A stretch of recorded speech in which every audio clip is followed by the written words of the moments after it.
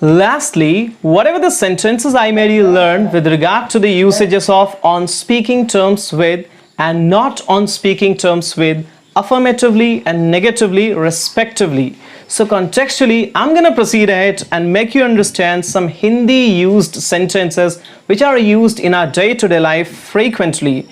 However, at times these are considered a little nonplussed while translating into English. Well, you don't have to worry at all, guys. So this is your mentor Tehseen Raza and you're watching your favorite one, English Cafe. So let's get going. जी हाँ दोस्तों, आपने भी कई बार ऐसे sentences बोला होगा कि मेरा उसके यहाँ कोई आना जाना नहीं है। देखिए, जैसा मैंने लास्टली आपको ये समझाया था कि मेरा उससे कोई बातचीत नहीं है, उस तरह के सेंटेंसेस को हम लोग इस एक्सप्रेशन से बोलते थे कि ऑन स्पीकिंग टर्म्स विद। अगर सेंटेंस अफर्मेटिव हुआ तो, और सेंटेंस नेगेटिव हुआ तो not on speaking terms with. तो उसी तर्ज पे इस तरह के सेंटेंसेस को भी हम लोग इंग्लिश में एक्सप्रेस करेंगे कि मैं उसे बहुत अच्छे तरीके से जानता हूं लेकिन मेरा उसके यहां आना जाना नहीं है।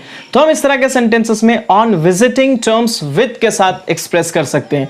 अब हम जैसे अगर मेरे को सेंटेंस ऐसा बोलना है कि मैं जावेद को बहुत अच्छे तरीके से जानता हूं लेकिन उसके यहां आना जाना नहीं है, तो हम कुछ इस तरीके से बोलेंगे कि I know Javed very well, however I am not on visiting terms with Javed. मैं विराट कोहली को बहुत अच्छे तरीके से जानता हूं लेकिन मेरा उसके यहां कोई आना जाना नहीं है। I know Virat Kohli very well, however I am not on visiting terms with him. अब एक चीज से जो कि काफी इसे कंफ्यूज करता है कि मेरा उसके यहां आना जाना नहीं है, तो कमिंग एंड गोइंग वगैरह को यूज नहीं करना है, सिंपली ऑन विजिटिंग टर्म्स। ये अपने आप में इस चीज को मुकम्मल करता है।